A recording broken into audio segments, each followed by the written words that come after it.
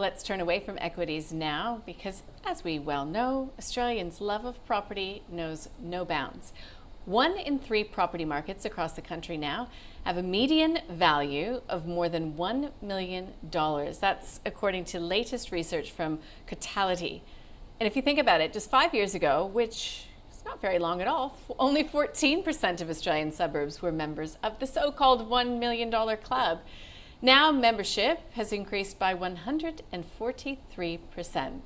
So to give us his insights on that and everything else besides, Anthony Landahl from Equilibria Finance joins me now. Anthony, nice to see you. Lovely to be here. My goodness, we're all property rich? It's a bit of a milestone. Well, on paper, I guess. On paper, There's been a big increase in values, but it presents different challenges. But yeah, some really interesting data that's fairly hot off the press. The 12 months to September, over 30% of sales across the country were over $1 million.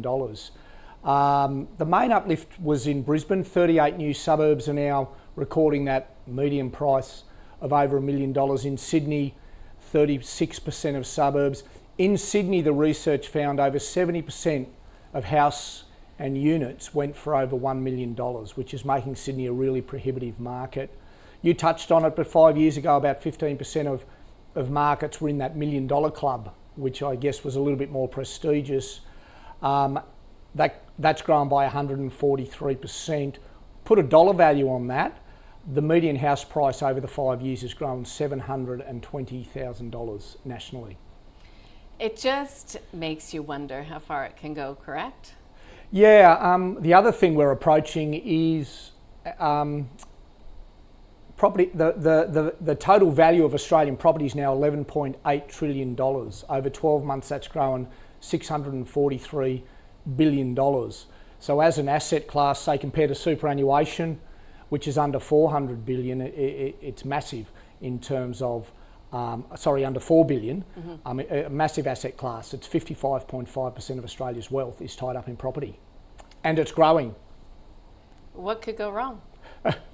Well, the main issue is our chronic supply shortfall. Yeah. That's the real challenge. We're seeing initiatives for home buyers. We're seeing investors back in the market with the interest rate cuts.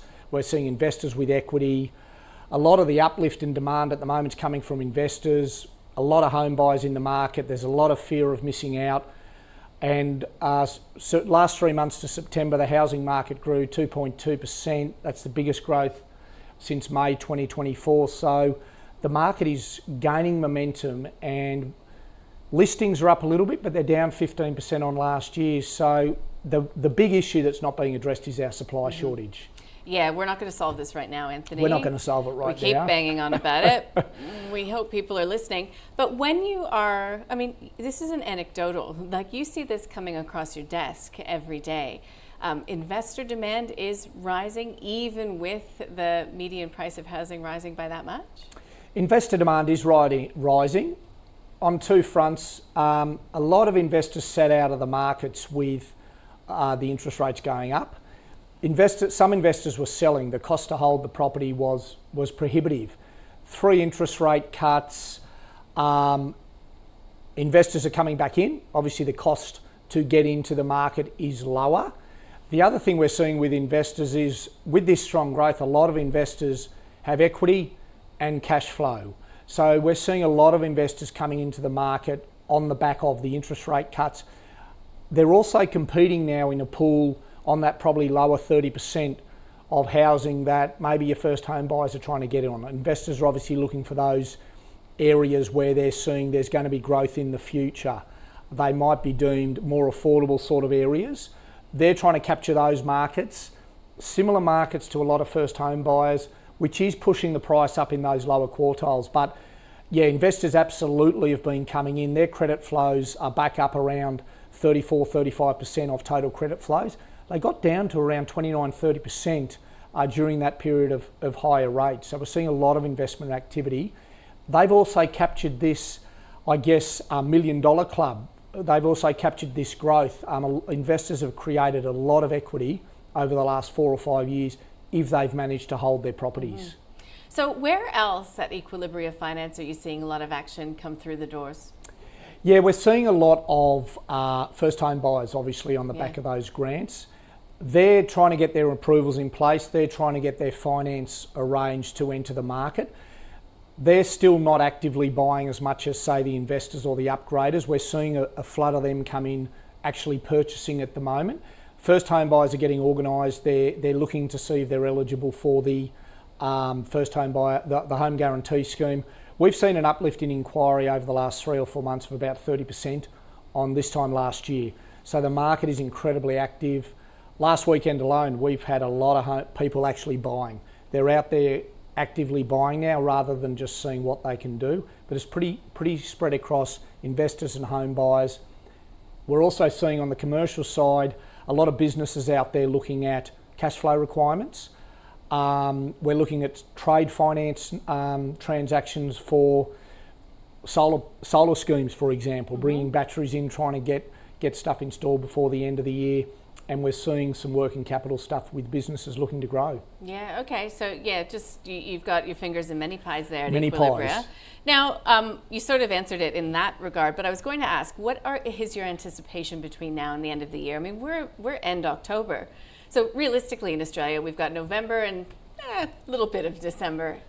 So you think it's just going to be a real push to the end of the year? I think so. I think this momentum's going to go through till the end of the year. We will have a lull in January and February, and I can't see the momentum slowing. I don't think we're going to have that real price rise we saw 3 or 4 years ago, but we are gaining momentum. The last 3 months, we saw 2.2% rise nationally. Over the last 12 months, it's been 4.8%. I think we're going to see that number creep up to 5-6%. Sydney's a very challenging market just based on affordability alone. A lot of that growth is still coming out of Brisbane, Adelaide and Perth. Whilst the rate of growth slowed, a lot of the growth is still coming out of those markets.